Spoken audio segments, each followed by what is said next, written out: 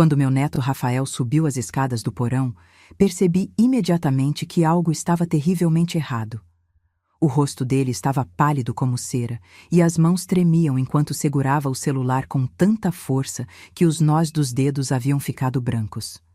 Vovó, precisamos sair desta casa, agora. A voz dele era baixa, contida, mas havia um tremor de medo que eu nunca tinha ouvido antes. O que aconteceu, meu filho? Perguntei sem entender. Ele me olhou com os olhos arregalados, a respiração curta. Por favor, vovó, confie em mim. Faça uma mala, só o essencial. A gente precisa ir embora. Em menos de 20 minutos, estávamos na estrada, deixando para trás a casa onde vivi por mais de 40 anos. Só depois descobri a verdade. Mas antes de continuar, confira se você já está inscrito no canal e escreva nos comentários de onde você está assistindo este vídeo. Adoramos saber até onde nossas histórias estão chegando. Meu nome é Lucia Martins. Tenho 70 anos e moro sozinha desde que meu marido Antônio faleceu há 6 anos. Nossa casa fica em um bairro tranquilo, com um jardim que Antônio cultivou com dedicação por décadas. Sempre me senti segura ali, protegida pelas paredes que meu marido ajudou a construir com as próprias mãos.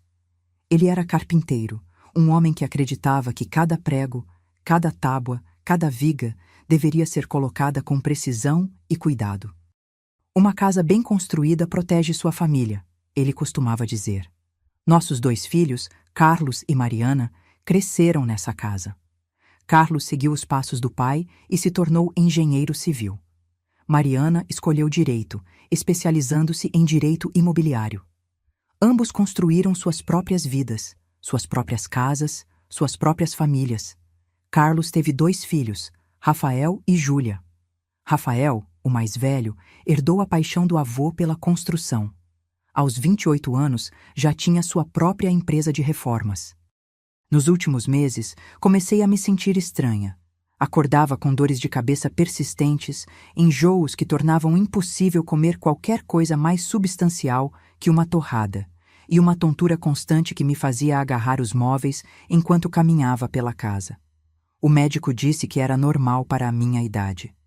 Seu corpo está mudando, dona Lúcia. Vamos ajustar seus remédios. Mas os novos remédios não ajudaram. Na verdade, parecia que eu estava ficando cada vez mais fraca. Perdi peso.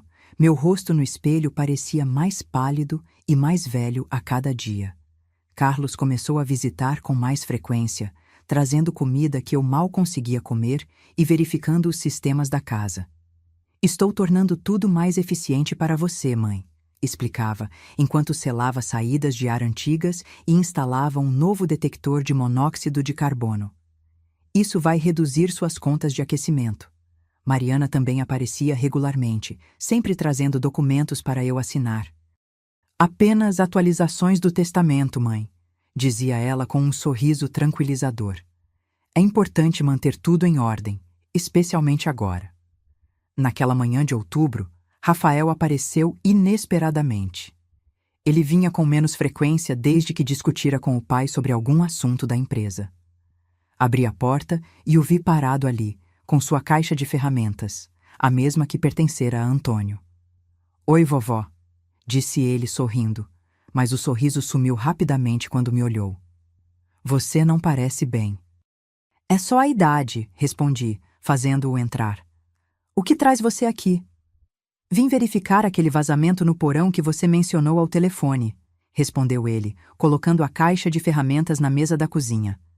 E achei que poderia dar uma olhada geral na casa também. Assenti, agradecida por sua ajuda. Rafael sempre foi atencioso, e desde a morte do avô, parecia sentir uma responsabilidade especial por mim.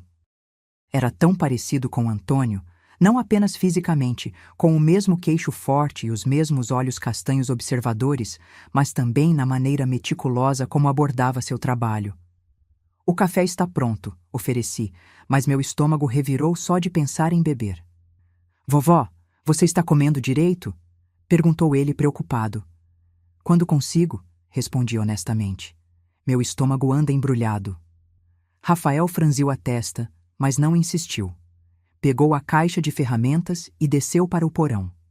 Fiquei na cozinha, tentando me forçar a beber um pouco de chá. Pela janela, podia ver o carvalho que Antônio plantou quando Carlos nasceu, agora majestoso, suas folhas começando a dourar com o outono. O tempo passou e Rafael não voltava. Comecei a ficar preocupada. Chamei seu nome da porta do porão, mas não houve resposta. Estava prestes a descer quando ouvi seus passos subindo a escada. Quando ele emergiu do porão, fiquei chocada com sua aparência. Estava coberto de poeira, com manchas de suor na testa apesar do frio de outubro. Mas foi seu rosto que me assustou, uma mistura de raiva, medo e incredulidade. "Vovó", disse ele, a voz contida e tremendo ligeiramente. "Quem esteve fazendo trabalhos na casa recentemente?" "Seu pai", respondi. "Ele tem vindo regularmente para melhorar a eficiência energética." "Por quê?" Rafael ficou imóvel por um momento.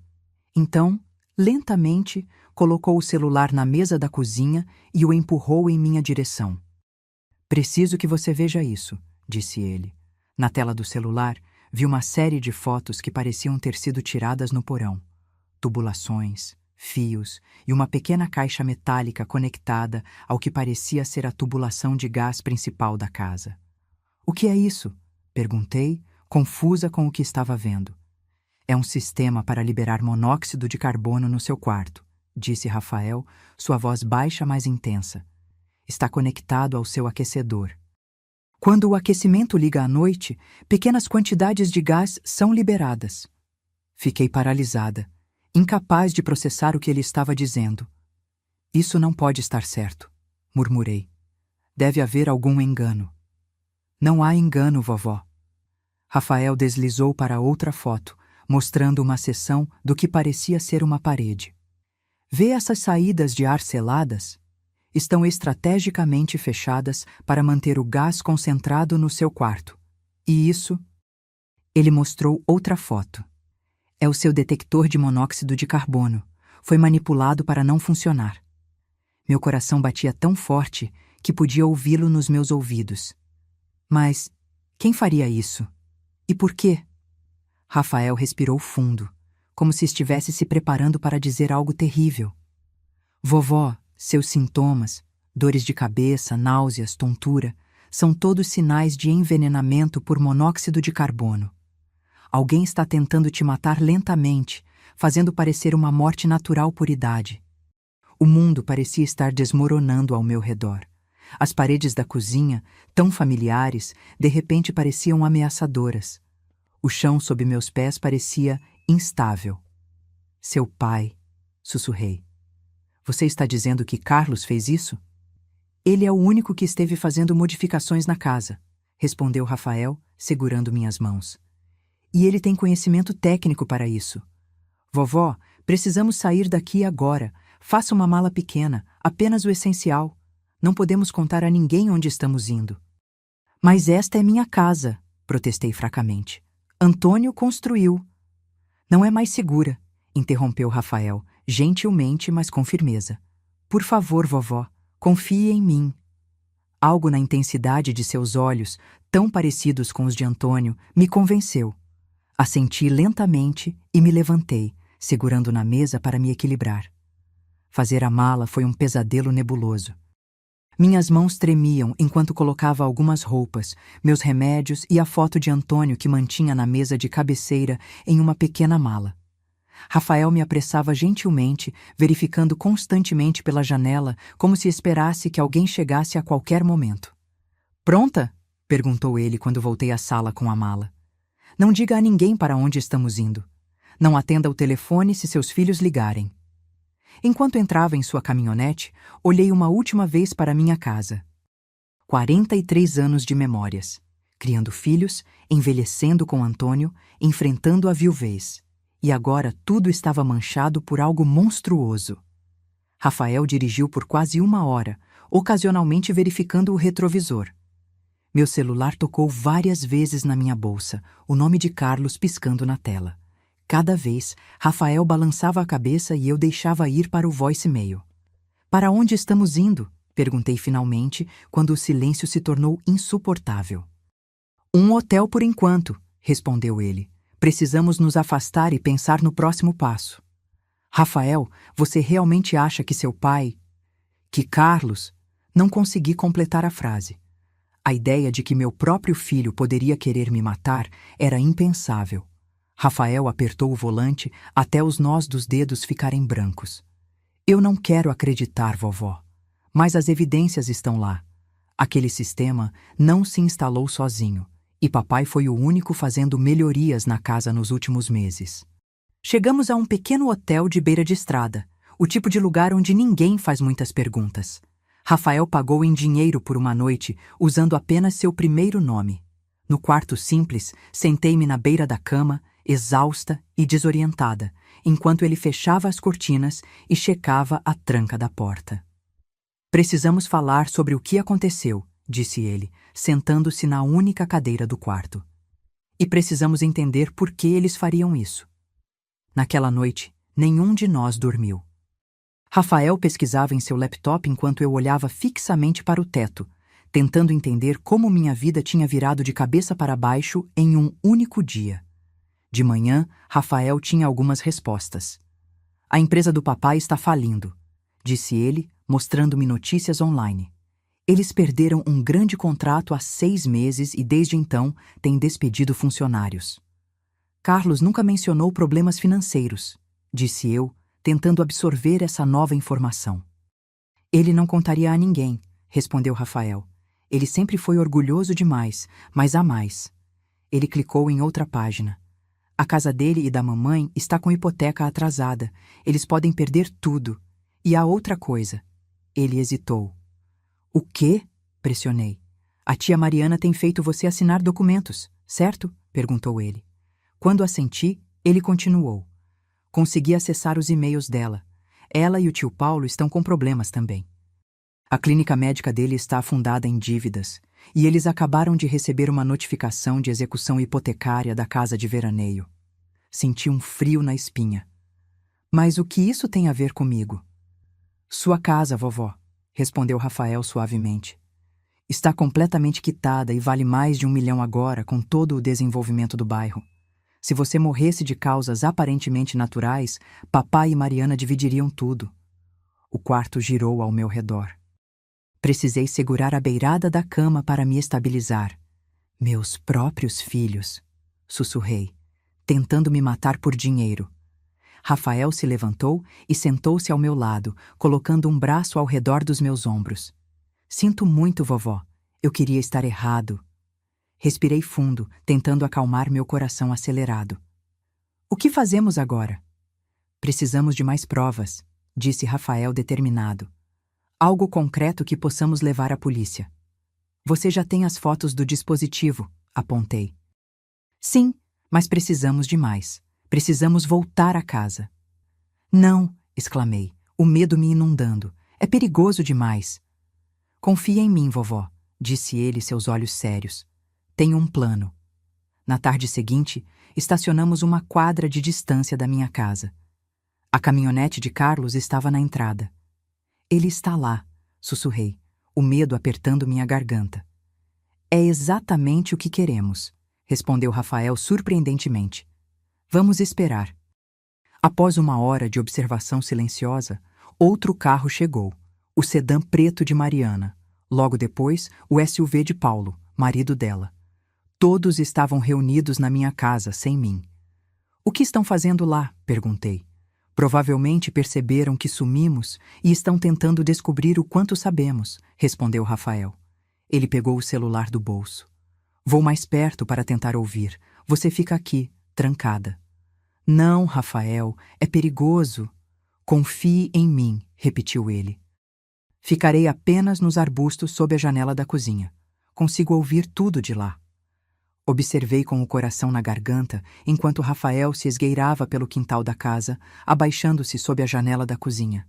Ficou lá por quase 20 minutos antes de voltar correndo para o carro.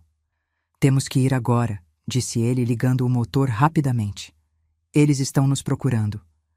Enquanto nos afastávamos, Rafael me contou o que ouviu. Carlos, Mariana e seus cônjuges estavam discutindo freneticamente onde eu poderia estar. Carlos culpava Rafael por colocar ideias na cabeça dela. Mariana estava preocupada que eu tivesse descoberto o plano. Plano? Repeti. Então Mariana também está envolvida? Todos estão, respondeu Rafael sombriamente. Mariana trabalha com direito imobiliário, sabe exatamente como transferir propriedades rapidamente. Paulo tem conhecimento médico. Provavelmente ajudou a calcular as dosagens de gás que te deixariam doente sem matar imediatamente. E Lúcia, a esposa do papai, estava pesquisando sobre vendas rápidas de imóveis. Fiquei em silêncio, tentando processar a profundidade da traição. Não apenas Carlos, mas Mariana também. Meus 2 filhos haviam conspirado para me matar. Não entendo, disse finalmente. Por que não pediram ajuda? Eu teria... Orgulho, interrompeu Rafael. E vergonha. Papai sempre foi o bem-sucedido, o que tinha tudo sob controle, e agora está perdendo tudo. Voltamos ao hotel apenas para descobrir o carro de Carlos no estacionamento. Como nos encontraram? Sussurrei, apavorada.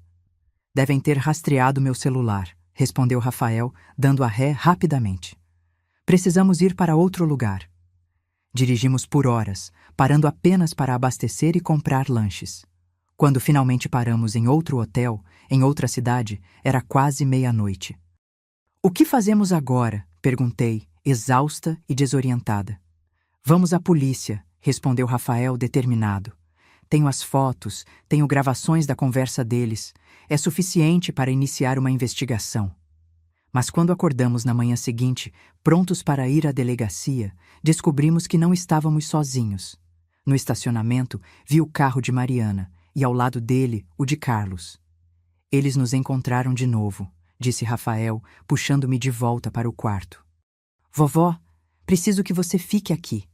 Tranque a porta e não abra para ninguém além de mim. O que você vai fazer? Perguntei, agarrando seu braço.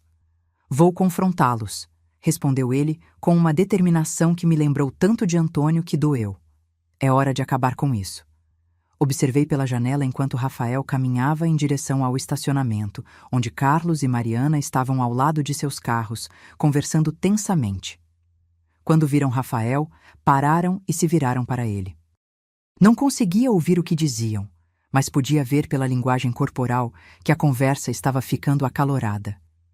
Carlos apontava o dedo para Rafael, seu rosto vermelho de raiva. Mariana parecia estar tentando acalmar os dois, olhando nervosamente ao redor. De repente, Carlos empurrou Rafael com força, fazendo-o cambalear para trás. Meu coração quase parou. Antes que eu pudesse reagir, vi Paulo saindo de trás de um carro, segurando o que parecia ser um bastão ou cano.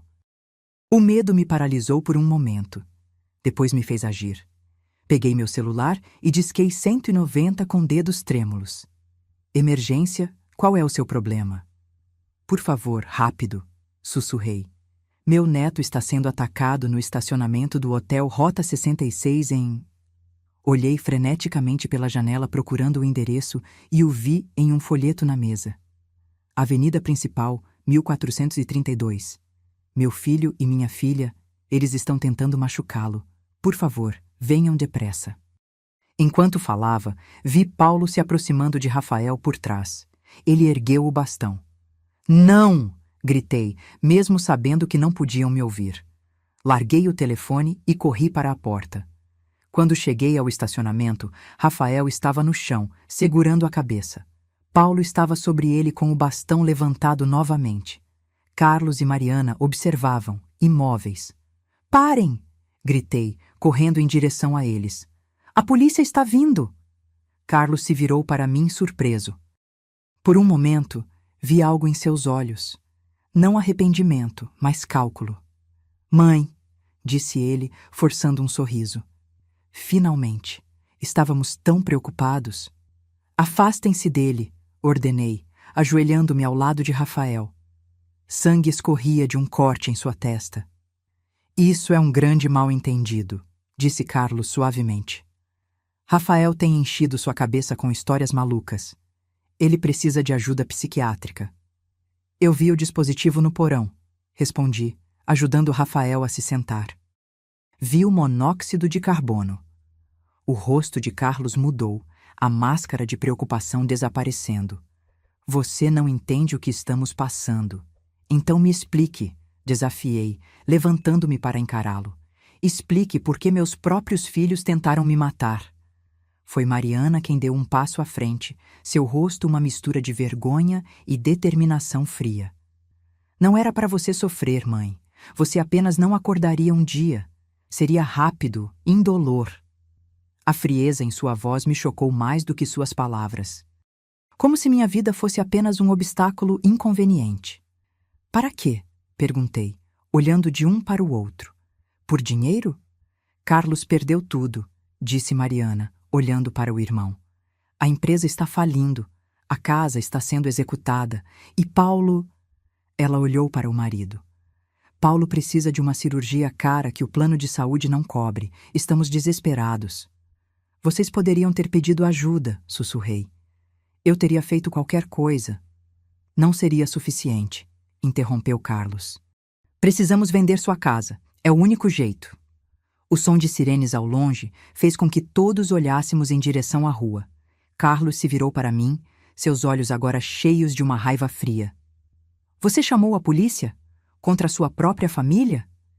Vocês não são mais minha família, respondi, surpreendendo a mim mesma com a firmeza na minha voz. Vocês desistiram desse direito quando decidiram que minha vida valia menos que dinheiro. Carlos deu um passo em minha direção, mas Rafael se levantou, cambaleando ligeiramente. Não se aproxime dela, avisou ele. As sirenes estavam mais altas agora. Carlos olhou freneticamente ao redor, depois para Mariana e Paulo. Temos que sair daqui, disse ele urgentemente. É tarde demais, respondeu Rafael, segurando meu braço para se apoiar. Acabou. 2 carros de polícia entraram no estacionamento, luzes piscando. Carlos fez uma última tentativa desesperada. Mãe, por favor. Somos sua família. Não faça isso conosco.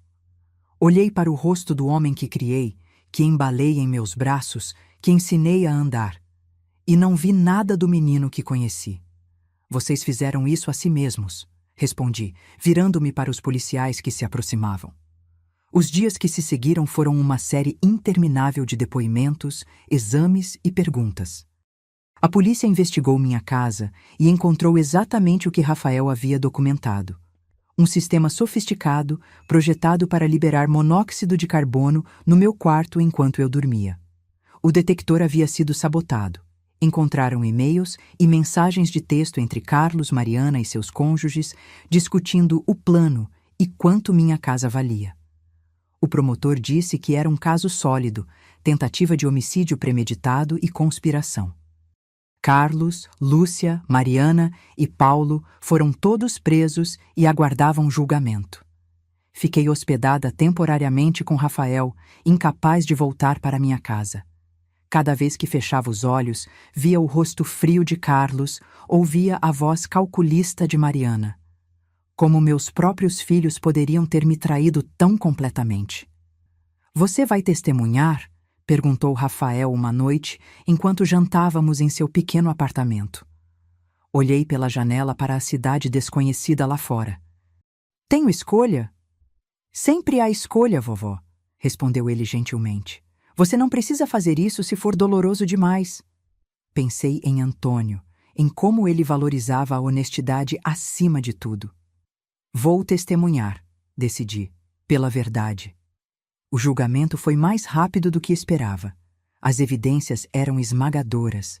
O juiz permitiu que eu falasse durante a sentença.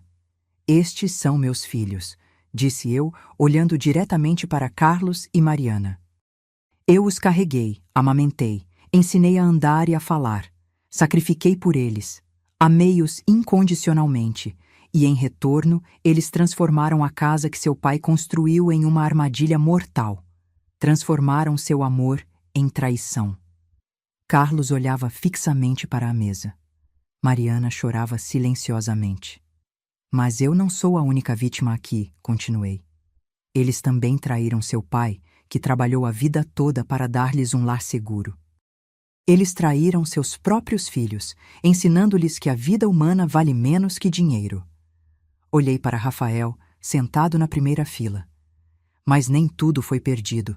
Meu neto, que carrega o legado de seu avô, não apenas em suas habilidades, mas em seu caráter, salvou minha vida. Ele provou que a honestidade e a integridade que Antônio valorizava sobrevivem nele. A sentença veio rapidamente. Carlos pegou 15 anos por tentativa de homicídio e conspiração. Mariana recebeu 12 anos. Paulo e Lúcia, 8 anos cada. Observei-os serem levados algemados, sentindo um vazio que nunca imaginei possível. Rafael me levou de volta ao seu apartamento. Sentei-me no sofá, exausta emocional e fisicamente. "O que você vai fazer agora, vovó?" perguntou ele, sentando-se ao meu lado. Olhei pela janela para a cidade que não era minha. "Não sei. Não posso voltar àquela casa." "Pode vir morar comigo", ofereceu ele. Sorri fracamente. "Você é jovem, Rafael. Precisa de sua própria vida, não de uma avó para cuidar. E se encontrássemos um lugar para você perto de mim? Um apartamento pequeno, fácil de manter?" A ideia tinha mérito, um novo começo, longe das memórias envenenadas da casa antiga. "Talvez", concordei. "Mas primeiro, preciso voltar uma última vez. Há coisas que quero pegar." 2 dias depois, Rafael me levou de volta à casa. Entrar foi mais difícil do que imaginei. Cada cômodo continha memórias, algumas boas, outras agora manchadas por traição. No meu quarto, parei na porta, incapaz de entrar. "Não consigo dormir aqui novamente", disse a Rafael, sabendo o que eles planejaram. "Não precisa", respondeu ele gentilmente. "Já peguei as coisas que você pediu." Na cozinha, toquei as prateleiras que Antônio havia construído. Seus dedos haviam moldado esta madeira, lixado estas bordas. Esse trabalho havia sobrevivido a ele, para ser pervertido por nossos próprios filhos. "Ele ficaria tão decepcionado", sussurrei. Rafael assentiu, entendendo imediatamente. "Vovô valorizava a família acima de tudo." "Ele teria ficado orgulhoso de você", respondi, olhando para meu neto. "Por me salvar, por fazer a coisa certa, mesmo sendo tão difícil." Olhei pela janela para o carvalho que Antônio plantou quando Carlos nasceu. Suas folhas douradas brilhavam ao sol de outono. "Vou vender esta casa", decidi. "Não posso mantê-la sabendo o que aconteceu aqui." "Tem certeza?" perguntou Rafael. "É sua casa. Vovô a construiu para você." "É apenas uma casa agora", respondi. Os valores que Antônio colocou nela, segurança, proteção, amor, foram corrompidos. Mas esses valores sobrevivem em você, Rafael, e é isso que importa. Uma semana depois, coloquei a casa à venda. O corretor disse que o mercado estava aquecido, muitas famílias jovens procurando casas no bairro. Não contei a ele a história sinistra por trás da venda. Rafael me ajudou a encontrar um pequeno apartamento a poucos quarteirões do seu. Era no térreo, com um pequeno jardim onde eu poderia cultivar algumas flores. Não era muito, mas era seguro. E meu. As semanas se transformaram em meses. O noticiário local cobriu brevemente o caso dos filhos que tentaram matar a própria mãe por herança, mas logo outras histórias tomaram seu lugar. A casa foi vendida para uma jovem família com 2 crianças pequenas. Não contei a ele sobre o dispositivo no porão ou as noites que passei doente naquele quarto. A polícia havia removido tudo, e a casa estava segura novamente. No meu novo apartamento, criei uma rotina. Cuidava do jardim pela manhã, lia à tarde e às vezes caminhava até uma pequena cafeteria próxima. Rafael vinha jantar 2 vezes por semana, às vezes trazendo sua namorada Laura, uma arquiteta com olhos gentis e um sorriso fácil. Foi durante um desses jantares que Rafael fez o anúncio.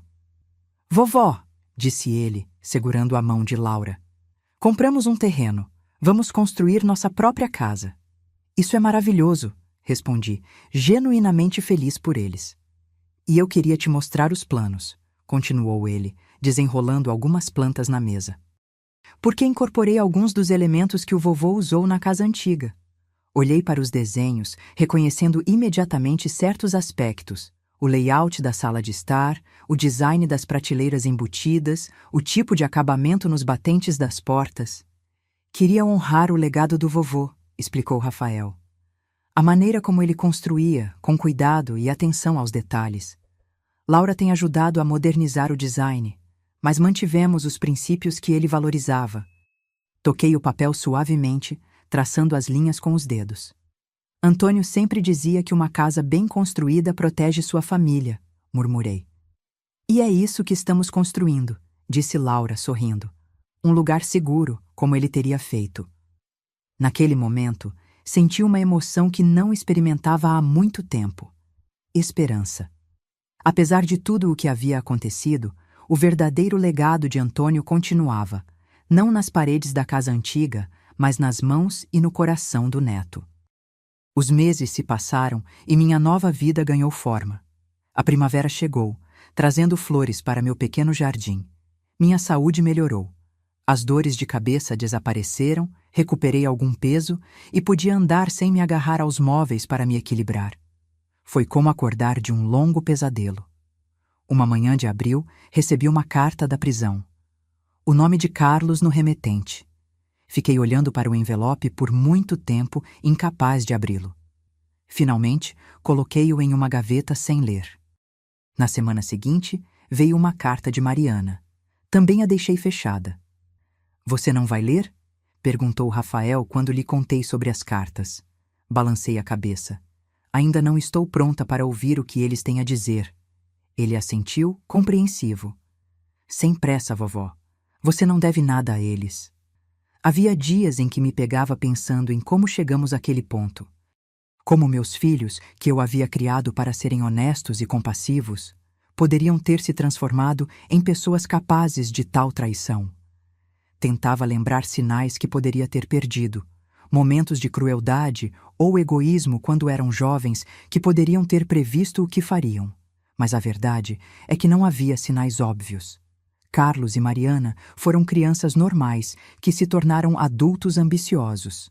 Talvez tenha sido isso, a crença de que o sucesso material era mais importante que a integridade. Ou talvez tenha sido simplesmente o desespero diante do fracasso financeiro. Em junho, a construção da casa de Rafael e Laura estava bem encaminhada. Eles me levavam regularmente para ver o progresso. Rafael havia assumido muito do trabalho manual, assim como Antônio teria feito. Observava-o instalando batentes de portas com a precisão meticulosa que aprendera do avô. Ele ficaria tão orgulhoso, disse eu, quando Rafael terminou de instalar uma série de prateleiras na sala de estar. Tento me perguntar o que ele faria em cada etapa, respondeu Rafael, passando a mão pela madeira. Como ele resolveria cada problema. Naquele dia, ao voltarmos para meu apartamento, encontrei outra carta de Carlos esperando. Desta vez, algo me impeliu a abri-la. Querida mãe, começava. Não sei se você está lendo estas cartas, mas continuo escrevendo na esperança de que um dia você leia. Passei muito tempo pensando em como chegamos a este ponto. Como seu filho, aquele que você criou com tanto amor, pôde traí-la tão completamente. Parei, respirando fundo para controlar as lágrimas que ameaçavam cair. Continuei lendo.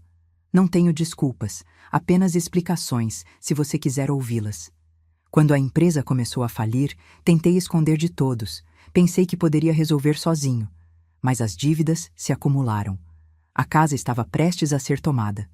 Lúcia e eu discutíamos constantemente sobre dinheiro. Foi quando Mariana mencionou sua casa, o quanto valia agora. As palavras nadavam diante dos meus olhos. No início, falamos apenas sobre você, nos ajudar vendendo a casa e dividindo o dinheiro. Mas sabíamos que você nunca venderia. Era a casa do pai, onde viveram juntos. Então, a ideia surgiu. Se você morresse por causas naturais, a casa seria nossa. A ideia era monstruosa, mas quando você está desesperado, o monstruoso começa a parecer aceitável.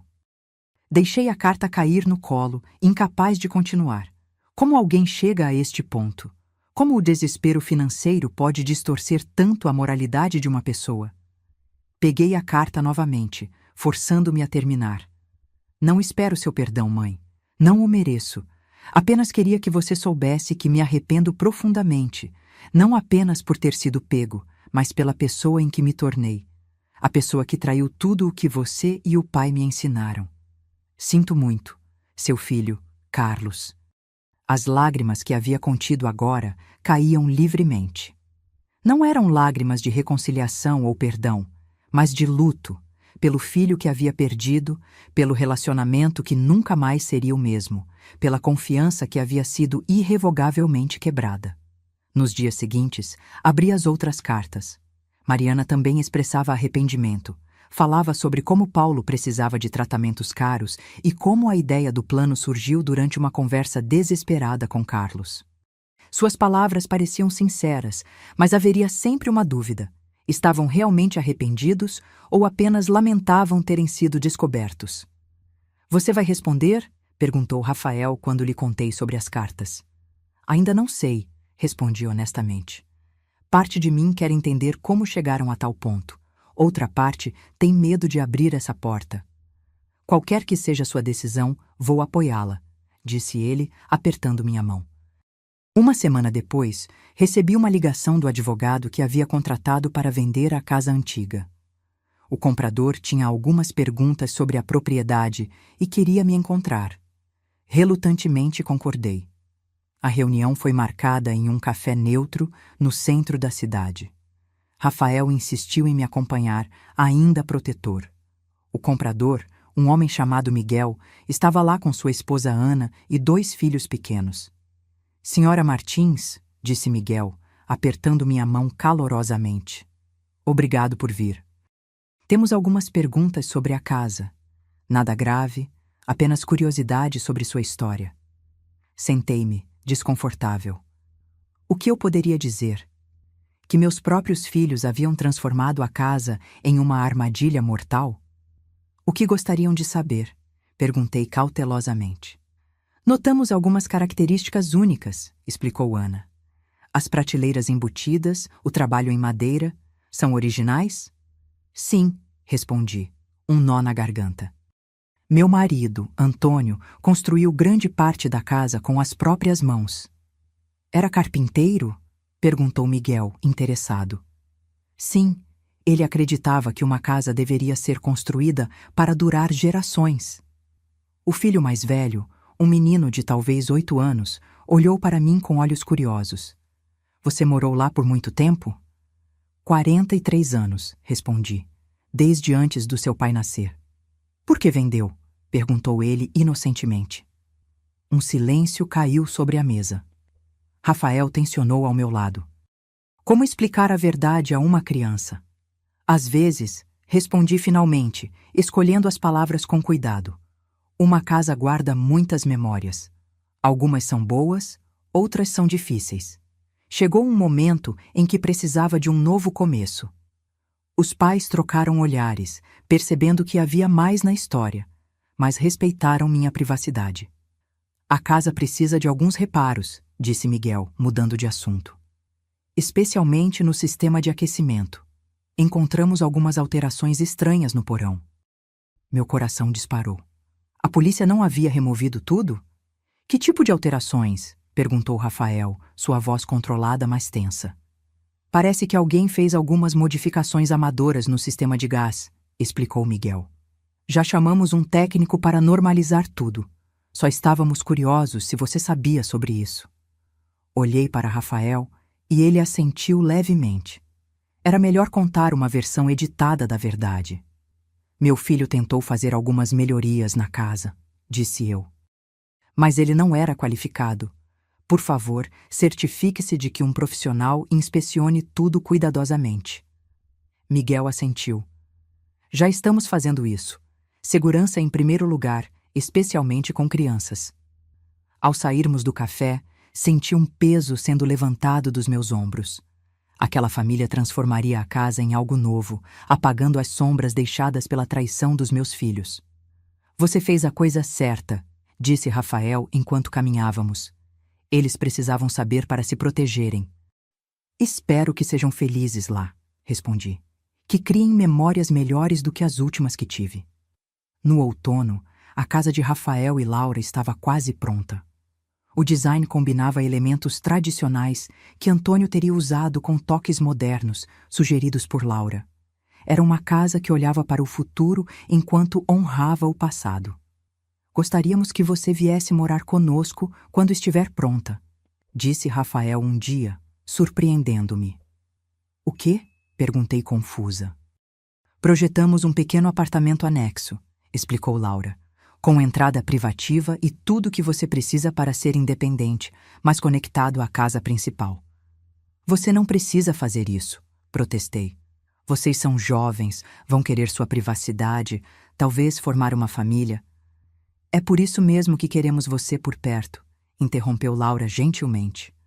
Família é importante para nós. A verdadeira família. As palavras me atingiram profundamente. Família. Uma palavra que havia perdido seu significado quando meus próprios filhos tentaram me matar, agora sendo reconstruída por um neto e sua companheira. Pense nisso, disse Rafael. Não precisa decidir agora. Naquela noite, sentada sozinha em meu pequeno apartamento, peguei o álbum de fotos antigo que havia trazido da casa. Havia fotos de Carlos e Mariana quando crianças, seus sorrisos inocentes, suas mãos pequenas segurando as minhas. Havia fotos de Antônio construindo a casa, seu rosto concentrado enquanto media e cortava madeira. E havia fotos de Rafael crescendo. Primeiro um bebê nos braços de Carlos, depois uma criança curiosa seguindo Antônio pela casa, aprendendo a usar ferramentas, absorvendo valores que seus próprios pais haviam rejeitado. Em novembro, fiz minha primeira visita à prisão. Carlos parecia mais velho, mais magro, com olheiras profundas e um olhar assombrado. "Mãe", disse ele, sua voz embargada. "Você veio." "Vim", respondi simplesmente. Ficamos em silêncio por um momento, o peso de tudo que havia acontecido pairando entre nós. "Li suas cartas", disse finalmente. "Todas?" "Todas." Carlos baixou os olhos. "Sinto muito, mãe, mais do que consigo expressar." "Por quê?" perguntei, a pergunta que havia me atormentado por meses. "Por que não vieram até mim? Por que não pediram ajuda?" "Vergonha", respondeu ele. "Orgulho. Não queria admitir que havia falhado. Que tudo o que construí estava desmoronando. Então decidiu me matar", disse eu, as palavras duras, mas necessárias. Carlos estremeceu como se tivesse sido esbofeteado. "Não foi uma decisão tomada de uma vez. Foi gradual. Primeiro pensamos em te convencer a vender a casa. Quando ficou claro que você nunca faria isso, começamos a falar sobre alternativas.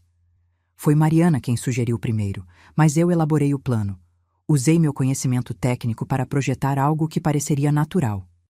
A frieza clínica com que ele descrevia o plano me gelou até os ossos.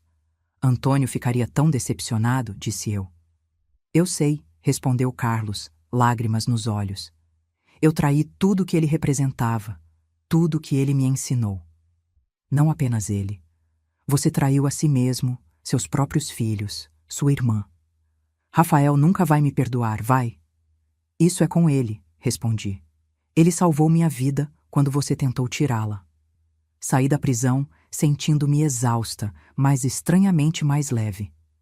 Não havia perdão ainda, talvez nunca houvesse completamente. Mas havia uma espécie de encerramento. A verdade havia sido dita, os motivos expostos, por mais feios que fossem. Visitei Mariana na semana seguinte. Nossa conversa foi similar: lágrimas, arrependimento, explicações que não justificavam nada. Quando saí, prometi voltar eventualmente, mas não logo. Precisava de tempo. Em dezembro, a casa de Rafael e Laura ficou pronta. Eles fizeram uma pequena festa de inauguração, apenas alguns amigos próximos e eu. O pequeno apartamento anexo estava pronto também, esperando minha decisão. Caminhei pelos cômodos, tocando as paredes, as prateleiras, os batentes das portas. Cada detalhe mostrava o mesmo cuidado que Antônio teria dedicado. Em um canto da sala de estar, vi algo que me fez parar. Uma pequena mesa que reconheci imediatamente. "É a mesa de cabeceira do vovô", explicou Rafael, notando meu olhar. A que ele fez para o quarto de vocês. Consegui restaurá-la. Toquei a madeira polida, lembrando-me de Antônio trabalhando nela em sua oficina, lixando cada superfície até ficar perfeitamente lisa. Coloquei aqui para você decidir se quer no seu quarto, caso decida ficar conosco, continuou Rafael. Olhei ao meu redor, para a casa construída com tanto amor e cuidado, para o neto que havia herdado não apenas as habilidades do avô, mas sua integridade e compaixão. Para Laura, que havia aceitado um projeto de vida que incluía uma senhora idosa com uma história complicada. Vou ficar, decidi, se o convite ainda está de pé. Rafael sorriu, o mesmo sorriso que Antônio tinha quando terminava um projeto particularmente satisfatório. Sempre esteve. Mudei-me uma semana antes do Natal. O apartamento anexo era perfeito. Pequeno, mas confortável, com janelas grandes que deixavam entrar muita luz e uma porta que conectava à casa principal quando eu quisesse companhia. Rafael havia construído prateleiras para meus livros, um espaço para minhas plantas e um pequeno banco no jardim onde eu poderia sentar e observar as estações mudarem. Laura havia decorado tudo com cores quentes e tecidos aconchegantes. Na véspera de Natal, nevava levemente. Sentamos os três à mesa, a lareira crepitando na sala de estar. Rafael havia preparado o pernil como Antônio costumava fazer, e Laura havia assado biscoitos seguindo uma receita da minha mãe que compartilhei. Um brinde, disse Rafael, erguendo sua taça. A novos começos. E a legados que perduram, acrescentei, pensando em Antônio. Depois do jantar, enquanto Laura lavava a louça, Rafael me entregou um presente pequeno embrulhado em papel simples. O que é isso? Perguntei surpresa. Algo que encontrei na casa antiga, respondeu ele, entre as paredes durante a demolição do porão. Abri cuidadosamente. Era um pequeno caderno de couro, amarelado pelo tempo. Na primeira página, reconheci imediatamente a letra de Antônio. Para Lucia, meu amor. A casa que construí é apenas madeira e tijolo. Nosso verdadeiro lar está em nossos corações, e nos corações daqueles que educamos para valorizarem o que realmente importa. Com amor, Antônio. As lágrimas vieram sem aviso. O caderno estava cheio de desenhos, plantas da casa, detalhes de carpintaria e, nas margens, pequenas notas sobre decisões tomadas e por quê. Janelas maiores no quarto para Lúcia ter mais luz natural. Prateleiras mais baixas na cozinha para ela alcançar facilmente. Cada detalhe pensado com amor. Onde estava? Perguntei, a voz embargada. Em uma pequena cavidade na parede do porão, perto de onde... Ele hesitou. Perto de onde encontrei o dispositivo. Como se o vovô estivesse lá, testemunhando. Abracei o caderno contra o peito. Ele estaria tão orgulhoso de você, Rafael. Não apenas pelo que você constrói, mas pelo homem que você é. Na primavera seguinte, Rafael e Laura anunciaram que estavam esperando um bebê. A notícia trouxe uma alegria que não sentia há muito tempo. Haveria uma nova geração, uma oportunidade de transmitir os valores que realmente importavam. Continuei visitando Carlos e Mariana na prisão, mas com menos frequência. Nossos encontros eram difíceis, cheios de silêncios desconfortáveis e arrependimentos tardios. Havia perdoado? Não completamente, mas estava aprendendo a separar o amor que ainda sentia pelos meus filhos do horror pelo que haviam feito. Em uma tarde de junho, sentei-me no banco do jardim, observando Rafael trabalhar na construção de um balanço para seu futuro filho. Seus movimentos eram precisos, cada medida verificada 2 vezes antes de cortar a madeira. Vai ser forte o suficiente para durar gerações, disse ele, quando percebeu que eu observava. Como tudo que você constrói, respondi. Pensando sobre tudo o que havia acontecido, percebi que Antônio estava certo em suas palavras no caderno. Nossa casa verdadeira não era de madeira e tijolo, mas existia nos valores que sobreviviam nas mãos habilidosas de Rafael, em seu senso de integridade, em sua capacidade de construir em vez de destruir. Carlos e Mariana haviam traído esses valores, transformando o trabalho de amor de Antônio em uma arma, mas não haviam conseguido destruir seu verdadeiro legado. Ele continuava, mais forte que nunca, em nosso neto. No final do verão, recebi uma carta inesperada. Era de Júlia, filha de Carlos e irmã de Rafael.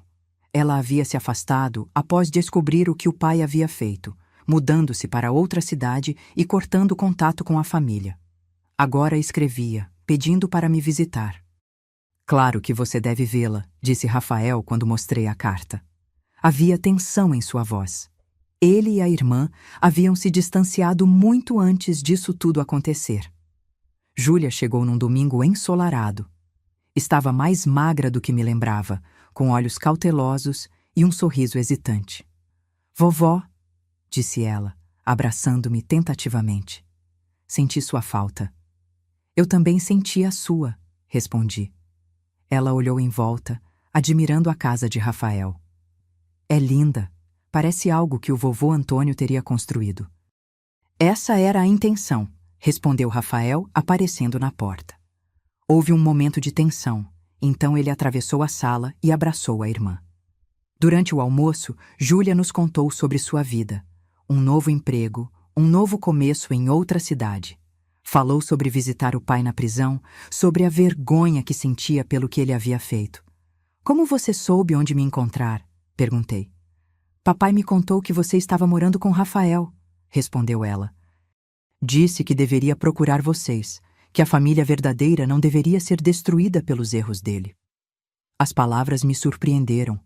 Talvez houvesse alguma redenção para Carlos, algum aprendizado tardio sobre o que realmente importava. Naquela noite, depois que Júlia foi embora, prometendo voltar, sentei-me com Rafael e Laura na varanda, observando o pôr do sol. A mão de Laura descansava protetoramente sobre sua barriga já visível. Você acha que a família pode se curar depois de algo assim? Perguntou Rafael, sua voz baixa e pensativa. Não sei, respondi honestamente. Algumas feridas são profundas demais para cicatrizar completamente. Mas talvez possamos construir algo novo a partir das ruínas. Algo diferente, mas ainda valioso. Como esta casa, sugeriu Laura. Exatamente, concordei. A casa antiga foi corrompida, mas os valores que a sustentavam, cuidado, atenção aos detalhes, proteção da família, sobreviveram. Foram passados para você, Rafael, e agora serão passados para seu filho. Observando as estrelas começarem a aparecer no céu escurecido, pensei em Antônio e no legado que ele deixou. Não era a casa que ele construiu com tanto amor, agora habitada por estranhos. Era algo mais duradouro, os valores que ele viveu e ensinou, a integridade que demonstrou em cada pedaço de madeira que moldou. Meu neto havia me salvo não apenas da traição dos meus filhos, mas da perda desse legado. Ele havia provado que as coisas que realmente importam, amor, honestidade, proteção, podem sobreviver mesmo às piores traições. E talvez, com o tempo, até mesmo Carlos e Mariana pudessem encontrar novamente esses valores. Não para apagar o que fizeram, mas para reconstruir algo das cinzas de suas escolhas terríveis. Na manhã seguinte, peguei o caderno de Antônio e acrescentei minhas próprias palavras na última página. Para nosso bisneto que em breve chegará. Que você cresça sabendo que uma casa não é apenas madeira e pedra, mas amor e proteção. Que você herde a habilidade de seu bisavô nas mãos de seu pai e sua integridade em seu coração. E que nunca esqueça que o verdadeiro legado não está no que possuímos, mas em como vivemos e amamos. Com todo o meu amor, bisavó Lucia. Fechei o caderno, sentindo uma paz que não experimentava há muito tempo. A traição de meus filhos havia quase me destruído, mas também havia revelado a verdadeira força do legado de Antônio. Não na casa que ele construiu, mas no neto que ele inspirou. A vida continua, mesmo após a pior das traições. E às vezes, das cinzas da destruição, algo novo e mais forte pode surgir. Agora, se você gostou dessa história, clica em se inscrever e me diz nos comentários qual parte te deixou de queixo caído. Ah, e não esqueça de se tornar membro para ter acesso a vídeos exclusivos que não posto aqui. Te espero lá.